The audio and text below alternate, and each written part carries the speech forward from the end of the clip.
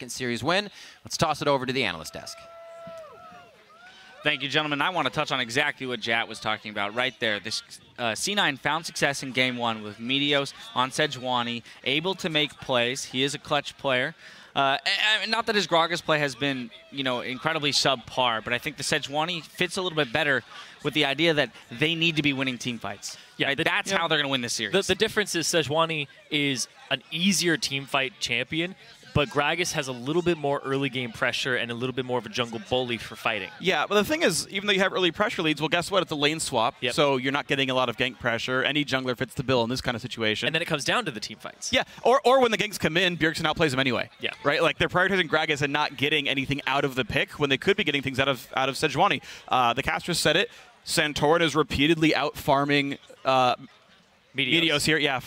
My brain went Maokai. I'm like, that's not the person. He's not named that. But yeah, and I mean, the funny thing is, this is what Meteos is known for. Was he was the big farm jungler back in 2013, and yet he's not fitting the bill anymore. But when your lanes are feeling so much pressure across the board, you feel like you have to make moves. You have to show up middle, or else it's going to get ganked. Yeah, and that's the thing, though, is like Meteos is showing up places, but he keeps showing up in the same place over and over. Okay, yeah, he ganked Bjergsen the one time, and it barely failed. That was really close. He probably made the right choice here, but only once have we seen a matchup where there was actually kill pressure on Dyrus, which is Maokai into Lulu. Lulu is squishy. Maokai's point-and-click CC. Great. Next time around, Maokai into Sion. You're not going to kill Shield Max Sion. Next time around, Sion into Maokai. You're still not going to kill that guy, and yet they still gank Dyrus. And, like, look, you get him off the Lulu, and you put him under a turret, and you're not going to kill this tanky champion that Dyrus is playing.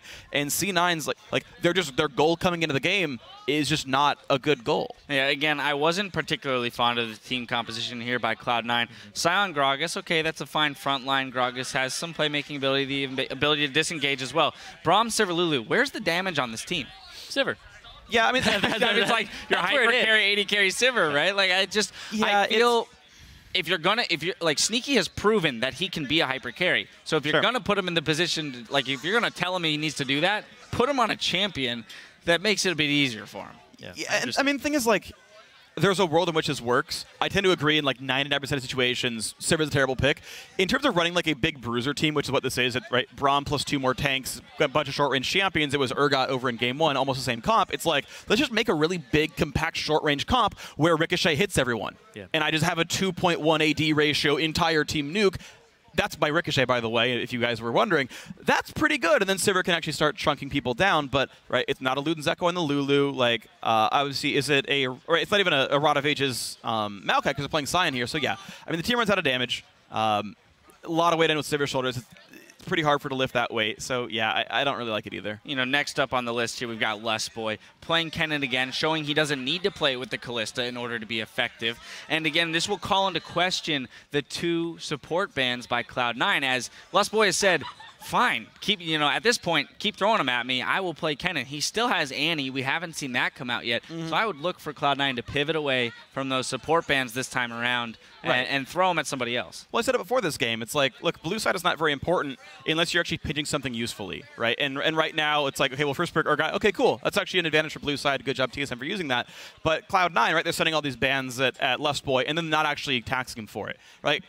If, like, I could replay this champ select in BC9, it would be, look, ban away like 2 of the junglers. If they first pick Urgot, I get the only good tank jungler left. Like, I get Sedge, you don't get Gragas, or vice versa. One of these things has to exist. But C9 aren't doing that. They're like, yeah, you first picked, and we punished you by taking one of the 2 junglers left up that everyone cares about. By the way, Sejuani is 3-0 in this series, and C9 gives that one away. Like, it just doesn't make sense, like, what the plan is here. You could pinch junglers really hard. Of course you can. You could get Sejuani, Gragas, you could pick the Nunu first, or be like, oh, he plays a good Zac as well, and force Santorin onto a B-tier champion. Right. He might go with the Rek'Sai. He has played a good Nidalee, but that's the thing, is Santorin's so versatile that he can thrive on those champions. Right, definitely looking for Cloud9 to make some strong pivots going into this next game. TSM, though, I want to look back at them because they're now finding success in this series. And as we mentioned before, in general, best of 5 series, they're really confident going into them. They're okay dropping the first game. They're going to use that to motivate. They're going to learn something about their opponents, and they're going to push through in the following games. They've now won the next 2, right? What changed? 1.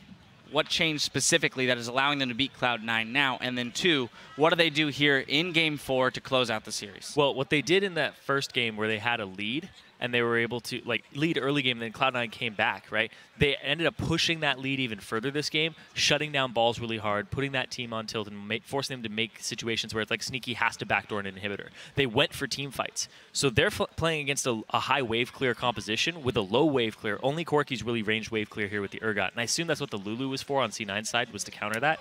But the fact that TSM is going for the team fights, as soon as they see the opening, they're forcing it. They're like, oh, Sneaky is not with the team. Start a fight. Start a fight as much as you can against this composition. So it's the team fights that I feel like they adapted from and moved away from disengage and went, we're the ones starting the fights. And that's why Sejuani, I think, is so good in this series. Yeah, the hardcore engage is working, and just having a team that can actually just alpha people down.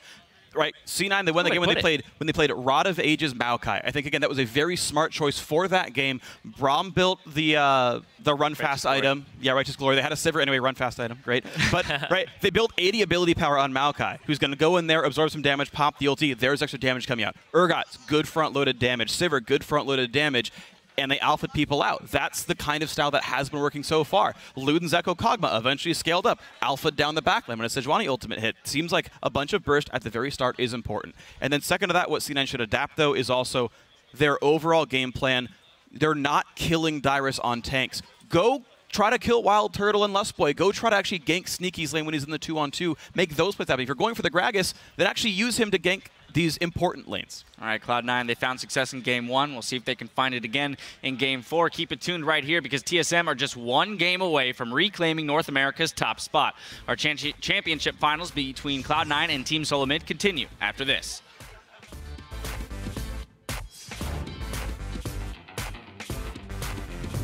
Hi, do you want to move your Red Bull the other side? Like in your mouse cord again?